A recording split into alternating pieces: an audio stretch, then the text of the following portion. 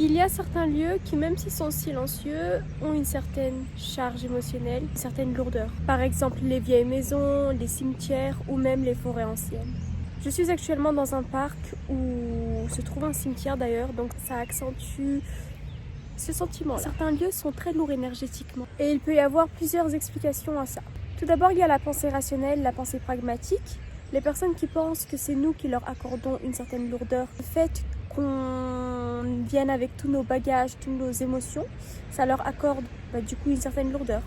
Mais ensuite, il y a une deuxième catégorie de personnes totalement différentes qui pensent plus profondément, qui pensent un peu plus spirituellement et qui sont très dans le spirituel. Certains pensent que l'énergie des personnes qui étaient là reste encore un petit peu vu que l'énergie ne peut pas se perdre et que dans les murs, dans les objets antiques ou dans des lieux spéciaux, ces énergies sont toujours gravées et que c'est pas qu'on peut pas les enlever.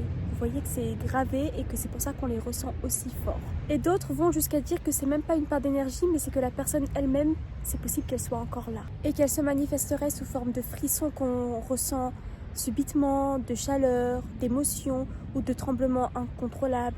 Et que ça, ce serait pas un hasard et ça aurait ça comme raison profonde. Et d'autres penseraient que c'est pas possible, que ces personnes-là, si c'était des bonnes personnes, sont parties dans la lumière et que du coup si on ressent quelque chose dans un lieu un peu antique, un peu bizarre, ça peut être que des mauvaises énergies et des énergies pas bien intentionnées, pas humaines, mais plus un petit peu plus démoniaques. D'ailleurs, ces personnes-là qui sont un peu spirituelles utilisent beaucoup la physique quantique pour argumenter leurs raisons. Parce que dans la physique quantique, c'est vrai que l'énergie ne se perd pas, qu'elle se transforme, et même dans la physique en général, et que toute énergie, même minuscule, laisse une trace. Grosso modo, que chaque chose qui nous arrive, que chaque événement, chaque personne, en gros, elle est indisparable. Alors, la lourdeur qu'on ressentirait, c'est pas juste une impression, mais c'est quelque chose qui va bien au-delà de ça. Donc ça va nous faire réfléchir sur la question, est-ce que les disparus ont réellement disparu? Donc il y a ceux qui pensent que absolument, que oui, qu'une fois qu'on n'est plus là, on n'est plus là et qu'il reste rien à part des souvenirs, mais des choses qui n'existent plus dans le moment présent. C'est ceux qui pensent que la mort c'est une fin. Puis il y a ceux qui disent que non, ils rejoignent juste un autre plan qu'on peut pas voir, qu'on peut pas accéder, mais que leur conscience est toujours là, leur énergie est toujours là et qu'ils sont juste quelque part d'autre, dans un monde un peu parallèle.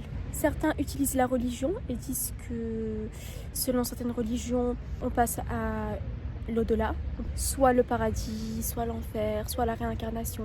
Mais voilà, quelque chose qu'on ne peut pas toucher, qu'on ne peut pas vraiment percevoir de notre vivant.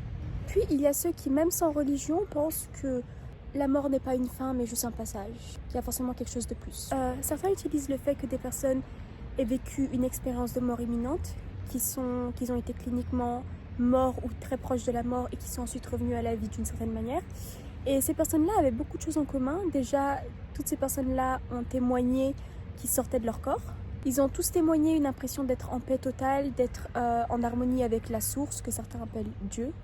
Ils rencontraient même parfois des proches disparus. Donc un contact avec les gens qui n'étaient déjà plus là. Dans la science, c'est toujours un débat, parce que certains scientifiques expliquent ça par le fait que le cerveau manque d'oxygène. Mais d'autres scientifiques et d'autres penseurs disent que c'est assez improbable, ça fait toujours débat car c'est toujours la même expérience et surtout que dans certains cas, le cerveau est carrément mort, des personnes sont carrément mortes et donc du coup comment le cerveau peut inventer quelque chose alors qu'il ne fonctionne pas. Et les personnes les plus spirituelles aussi disent que les disparus non seulement ils sont toujours là, mais en plus ils communiquent avec nous via par exemple des signes ou des rêves. Donc le débat est toujours très présent entre est-ce que toutes ces questions-là c'est juste psychologique, c'est-à-dire est-ce que c'est nous qu'on les invente, est-ce que c'est nous qu'on se fait des films entre guillemets ou est-ce que c'est vraiment justifié? Est-ce que ça pourrait devenir scientifique un jour?